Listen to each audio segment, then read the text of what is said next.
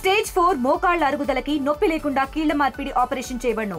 Doctor Ramesh Gajula, endoscopic spine ortho surgeon and pain physician, Panacea spine pain ortho and sleep centre, Uppal, Hyderabad.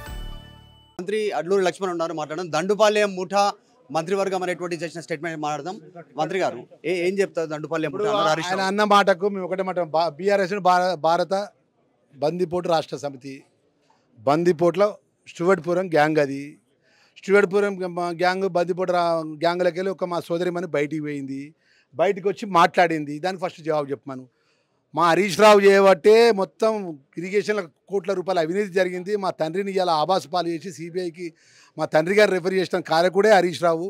28 మంది ఎమ్మెల్యేలకు funding చేసిడు Harish Rao అని చెప్తే మంత్రివర్గం ఇవ్వకుండా పక్కకు పెట్టినట్టు హరీష్ రావు ఇవాళ ఏది పడితే అదే మాట్లాడితే ప్రజలు నమ్ముతారండి. ఈరోజు కొప్పుల ఈశ్వర్ 1 o'clock అంబేద్కర్ విగ్రహం దగ్గరికి వెళ్తాం. ఇక ఈశ్వర్ గురించి ఏం చెప్తామండి? ఈశ్వర్ గురించి కమల్ హాసన్ ఆయన గురించి ఏం చెప్తాం?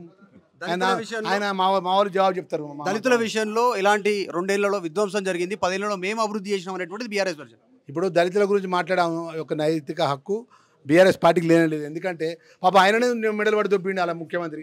పక్క జరగా అన్నాడు ఇట్లా చేయి పట్టుకొని. మీరే సాక్ష్యం కదా, మీడియానే సాక్ష్యం కదా. ఆయన క్యాబినెట్లో ఉన్నటువంటి ఆయన క్యాబినెట్లో ముఖ్యమంత్రి కేసీఆర్ ఇట్లా చేయి పట్టుకొని పక్క జరగవా అన్నాడు. దానికి ఫస్ట్ జవాబు చెప్పాను. హరీష్ రావు కేటీఆర్ వస్తే ఒకటి చెప్తున్నా. ఇప్పుడు బహిరంగ చర్చకు రమ్మన్నది ఎవరు? ఫస్ట్ క్యాబినెట్లో అబద్ధాలు ఆడినటువంటి ఆ విషయం లోపల నువ్వు అబద్ధాలు చెప్తున్నావు, మోసాలు చెప్తున్నావు, నీ బహిరంగ చర్చకు వస్తా అని చెప్పి సిద్దిపేటకి పోయినా. ఆయన ఎక్కడైతే నామినేషన్ మొదలు పెడితే నామినేషన్ స్థానం కలిగి పోయినా, ఆయన ప్రజల మధ్యకు పోయినా. ఇలా 11 గంటలకు అని చెప్పేసి ఆయన పార్టీ ఆయన నాయకత్వం అంటే 11 గంటలకు సిద్ధంగా ఉన్నా. ఆయన పారిపోయి నా ఎలక్షన్స్లో నా దగ్గర ఆల్రెడీ ఓడిపోయిన అతను పట్టుకొని వచ్చి ఆయన నువ్వు ఫస్ట్ నువ్వు మాట్లాడవా? నువ్వు మాట్లాడితే మా వాళ్ళు మాట్లాడితే మా కాంగ్రెస్ పార్టీ కార్యకర్తలు మొత్తం మంది ఎవరికి ఈశ్వర్కి సమాధానం చెప్తారు, హరీష్ రావుకి సమాధానం చెప్తారు. ఆయన మొత్తం ఆయన దగ్గర ఉన్నటువంటి భజన పరున్నారు కదా, భజన టీం అందరికీ జవాబు చెప్తారు. అది ఓకే కాదు. కేసీఆర్ మీ అల్లుని జాగ్రత్త కంట్రోల్లో పెట్టుకునేటువంటి స్టేట్మెంట్ చేస్తా ఉన్నారు. నేను ఒకటే విషయం, ఎందుకంటే ఏదైనా నాయకుడు యథార్థం మాట్లాడాలి. ఇవాళ నేను ఒక క్యాబినెట్ మంత్రిగా ఇలా ప్రభుత్వం ఉన్నటువంటి ఇంట్లో ఉంటాను. ఎట్లుంటాను? ఇలా ప్రజలు ఓట్లేస్తే ఒక మామూలు కార్యకర్తను ఇలా రాష్ట్ర ఒక మంత్రి కోటర్లో ఎట్లుండగలుగుతున్నా. సో రాహుల్ గాంధీ, కాంగ్రెస్ పార్టీ రేవంత్ రెడ్డి గారు, పిసిసి అధ్యక్షులు గారు ఒక సామాన్య కార్యకర్తను మంత్రిగా ఇచ్చిండ్రు. మాకు ఆత్మవిశ్వాసం ముఖ్యమండి. మమ్మల్ని పట్టుకొని ఇష్టానుసారంగా మాట్లాడితే ఏం చేయమంటే పచ్చి లోపుతే పొద్దున్న అబద్ధాలు, సాయంత్రం అబద్ధాలు, కొడుకు అబద్ధం, అల్లుడు అబద్ధం. ఏం చేస్తాం మనం? కదా అక్కడ ఫామ్ హౌస్ ఉన్నాయి కదా, ముట్టడి ఫామ్ హౌస్ ముట్టడి చేస్తాం కార్యకర్త.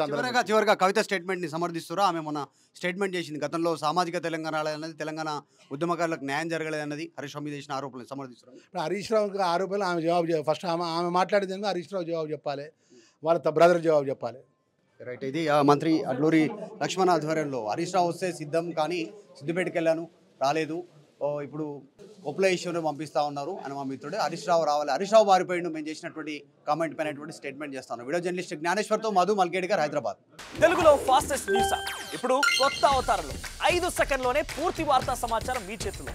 సోషల్ మీడియా ట్రెండ్స్ మీ కళ్ళ ముందుకే live TV and voice search ఆప్షన్స్తో ఇప్పుడే డౌన్లోడ్ చేయండి. యాప్ లింక్ డిస్క్రిప్షన్లో ఉంది.